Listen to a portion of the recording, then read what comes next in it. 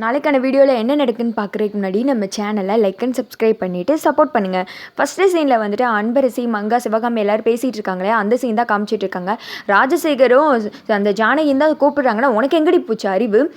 நம்மளால் இந்த கல்யாணத்தை நிப்பாட்டுறான்னு சொல்லிட்டு எல்லாருமே யோசிக்கிறாங்களே, நம்ம இந்த இடத்துக்கு வரக்கூடாதுன்னு உனக்கு தெரியவே இல்லைல்ல, வந்தமா சோத்தை தின்னமா போனமான்னு இல்லாமல் விஸ்வாரூமில் உனக்கு என்னடி வேலை அப்படின்னு சொல்லிட்டு திட்ட ஆரம்பிச்சிடுறாங்க.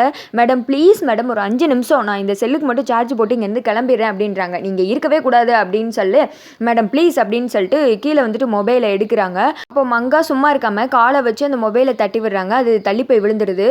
நம்ம அன்பரசி கோவம் வந்துடுது. டக்குன்னு கையை தூக்கி அடிக்கிறதுக்காக போயிடுறாங்க. 2 பேருமே ஷாக் ஆகி போய் பார்க்குறாங்க. பாத்தியா என்னை எப்படி அடிக்க கை வாங்குற பாரு அப்படின்னு சொல்லிக்கிட்டு இருக்க. சிவகாமி சொல்கிறாங்க, எவ்வளோ தைரியம் தான் எங்கள் அம்மாவே அடிக்க நீ கை வாங்குவ அப்படின்னு சொல்லிக்கிட்டு இருக்க. மேடம் என்னை மன்னிச்சிருங்க, ஏதோ ஒரு கோவத்தில் நான் இந்த மாதிரி பண்ணிட்டேன், நானே இங்கேருந்து கிளம்பிடுறேன், ப்ளீஸ் மேடம் ஒரு 5 நிமிஷம் மட்டும் டைம் கொடுங்க, என் செல்லில் வந்துட்டு சார்ஜ் போட்டு இங்கேருந்து கிளம்பிடுறேன் அப்படின்னு சொல்லிக்கிட்டு இருக்க. என்ன அடிக்க கை வாங்கின நீ இந்த இடத்துல இருக்கவே கூடாது, என் பொண்ணோட கல்யாணத்தை நிப்பாட்ட நல்லா தான் நீ பிளான் பண்ணியிருப்ப, அதான் நான் அவன் ரூமுக்கு போயிட்டு வந்திருக்கேன் அப்படின்னு சொல்லிட்டு அன்பரசியை தரன்னு பிடிச்சி இழுத்துட்டு வராங்க.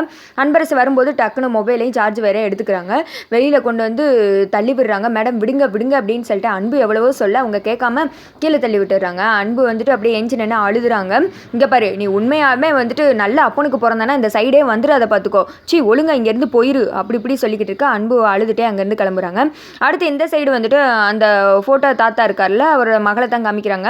கல்யாண மண்டபத்துக்கு வந்தாங்க. வந்ததுமே அவங்க அப்பா தான் கால் பண்ணுறாங்க. என்னப்பா அன்புகிட்ட ஃபோட்டோ கொடுத்துட்டியா அப்படின்னு கேட்க, இல்லைப்பா அவங்க வீட்டுக்கு போனேன், ஏதோ அவங்க குடும்பத்தில் யாருக்கோ வந்துட்டு கல்யாணம் போல, அதனால மண்டபத்துக்கு வந்திருக்கேன் அப்படின்னு சொல்லிக்கிட்டு இருக்க. என்னப்பா இது ஃபோட்டோ வந்துட்டு பார்க்குறதுக்கு தடங்களாக வந்துக்கிட்டு இருக்கு, அந்த பொண்ணு பாவம் ஏதோ ஒரு தடங்கள் வந்துக்கிட்டே இருக்குது, ஃபோட்டோவை பார்க்க முடியாமல் பண்ண அப்படின்னு சொல்லிக்கிட்டு இருக்கு. அப்பா நீங்கள் எதுக்கு கவலைப்படாதீங்க, இப்போ ஃபோட்டோ கொடுத்துட்டு போகிறது என்னோட வேலை, சரியா, நீங்கள் கவலைப்படாமல் இருங்கப்பா அப்படின்னு சொல்லிட்டு உள்ள மண்டபத்துக்குள்ளே போகிறதுக்காக போகிறாங்க. இந்த சைடு அன்பு அழுதுகிட்டே மண்டபத்தை விட்டு வெளியில் வந்துட்டு இருக்காங்க. அங்கிட்ட மஞ்சு வந்துட்டு கௌசல்யா கிட்டேயும் விஸ்வா தங்கச்சிக்கிட்டையும் போயிட்டு, இங்கே அன்புவை பார்த்தீங்களா அப்படின்னு சொல்லி கேட்க, இல்லையே சார்ஜ் வயர் வேணும்னு சொல்லி கேட்டால், நான் விஸ்வா ரூமில் இருக்க எடுத்துக்கோன்னு சொல்லி சொன்னேன் அப்படின்னு சொல்ல, சரி நான் வந்துட்டு விஸ்வா ரூமில் என்னன்னு போய் பார்த்துக்கிறேன் அப்படின்னு சொல்லிட்டு மஞ்சு மேலே தேடுறதுக்காக போகிறாங்க.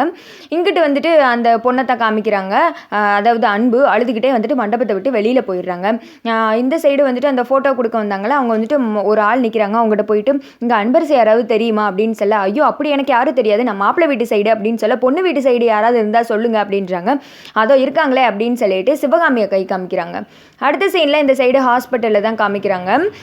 அவங்க அம்மா வந்துட்டு அட்மிட் ஆகிருக்காங்கல்ல, அதை வெளியில் இருந்துட்டு அட்மிட் பண்ண வந்துட்டு பார்த்துட்டே இருக்காங்க. உள்ளே வந்துட்டு ட்ரீட்மெண்ட் நடக்கிறது. டாக்டரும் வந்துட்டு வெளியில் வர்றாங்க. வந்ததுமே டாக்டர் என்னாச்சு, அவங்க பொழப்பாங்களா இல்லையா அப்படின்னு சொல்லிட்டு கேட்க, கொஞ்சம் வந்துட்டு பலமாக தான் அடிபட்டிருக்கு. ஆமாம் இவங்களை உங்களுக்கு எப்படி தெரியும், எங்கே வந்துட்டு பார்த்தீங்க அப்படின்னு கேட்க, நான் ஒரு வேலையாக போய்கிட்டு இருந்தேன், அப்போ ரோட்டில் அடிபட்டு கிடந்தாங்க, அதான் டாக்டர் மனசை கேட்காம கொண்டு வந்துட்டேன் அப்படின்னு சொல்கிறாங்க. நல்ல வேலை பண்ணியிருக்கீங்க, ஆனால் வந்துட்டு பயங்கரமாக தான் அடிபட்டு இருக்குது, ஏதோ வந்துட்டு இரும்பு ராடு வந்துட்டு மண்டையில் பட்டிருக்கு, அதனால பயங்கர வந்துட்டு பிளட் லாஸ்ட் ஆகிருக்கு, அது மட்டும் கிடையாது ரொம்ப கிரிட்டிக்கலில் தான் இருக்காங்க, அவங்களுக்கு சுயநினைவு இல்லை, அவங்க குடும்பம் என்ன ஏதுன்னு பார்த்துட்டு சீக்கிரம் அவங்கள வர சொல்லுங்க அப்படின்னு சொல்லிட்டு கிளம்பிடுறாங்க. இவர் மட்டும் நின்றுட்டு ஃபீல் பண்ணிக்கிட்டே இருக்காங்க. ஐயோ என்ன இது, இவங்க பொழப்பாங்களா மாட்டாங்களா அப்படின்ற மாதிரி நினச்சிட்டு அந்த சைடை அன்புவை காமிக்கிறாங்க. விறுவிறுன்னு ஒரு கடைக்கு போகிறாங்க. போயிட்டு, அண்ணா என் மொபைலில் சுத்தமாக சார்ஜ் இல்லை, ரொம்ப அவசரம்னா இதை மட்டும் சார்ஜ் போட முடியுமா அப்படின்னு சொல்ல, கொடுங்கம்மா அப்படின்னு சொல்லிட்டு அவர் சார்ஜ் போடுறாங்க. அன்பரசி நின்று வெயிட் பண்ணிக்கிட்டு இருக்கா.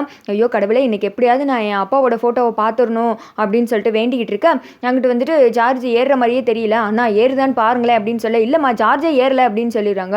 ஐயோ என்ன இது கடவுளே, கொஞ்சம் நேரமாவது எனக்கு அந்த மொபைலில் சார்ஜை கொடு, நான் எப்படியாவது எங்கள் அப்பா ஃபோட்டோவை பார்த்துடணும் அப்படின்னு சொல்லிட்டு அன்பரசி இந்த பக்கம் வேண்டிகிட்டு இருக்காங்க. அங்கிட்ட அனன்யாவை காமிக்கிறாங்க. விஸ்வா ரூமுக்குள்ளே வந்துட்டு போகிறாங்க.